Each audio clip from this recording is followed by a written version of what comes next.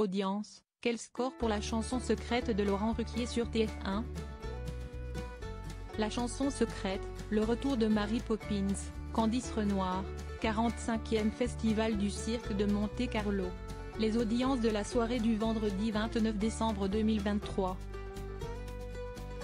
Vendredi soir, TF1 proposait un nouveau numéro de la chanson secrète 5 ans jour pour jour après sa première diffusion.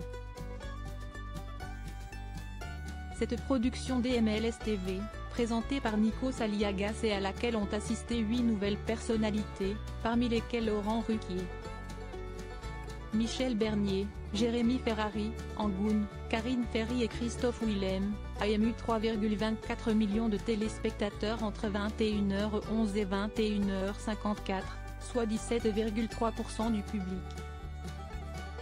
Plus longue, la deuxième partie, diffusée entre 22h02 et 23h19, a fédéré 2,83 millions de téléspectateurs, soit 18,2% du public.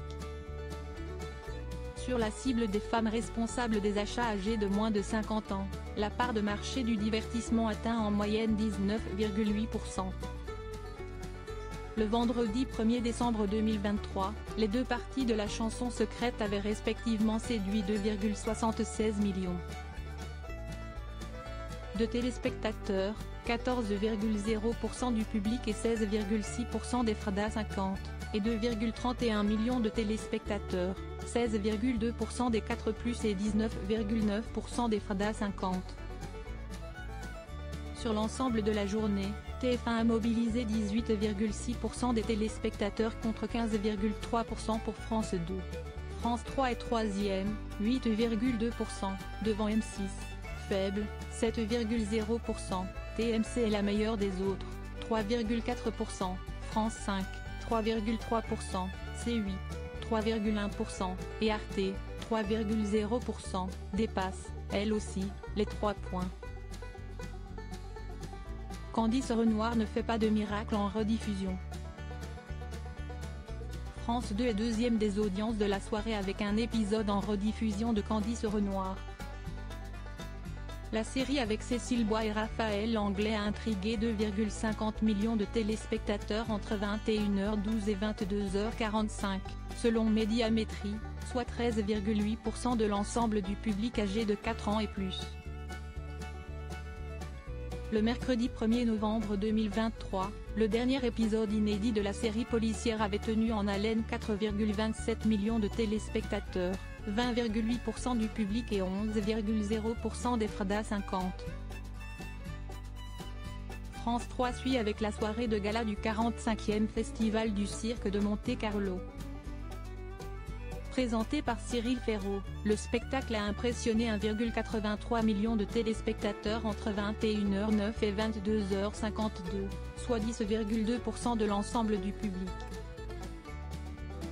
Le vendredi 30 décembre 2022, les féeries du Cirque de Monte-Carlo avaient amusé 1,53 million d'amateurs du festival créé en 1974 par le prince Régnier III, 7,3% du public et 2,3% des Frada 50.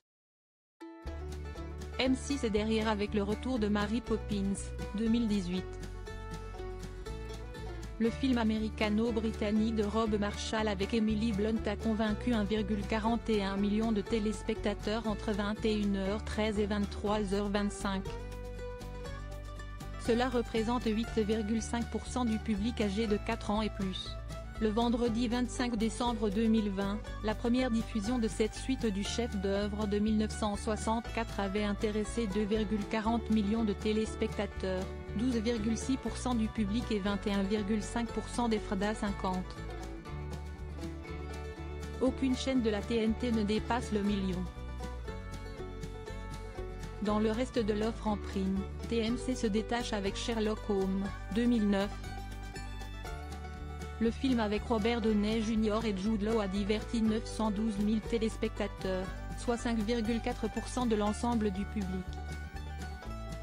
Sur W9, grandit un peu, le spectacle inédit d'Éric Antoine, a captivé 776 000 téléspectateurs entre 21h08 et 22h59, 4,4% du public et 8,0% des Frada 50.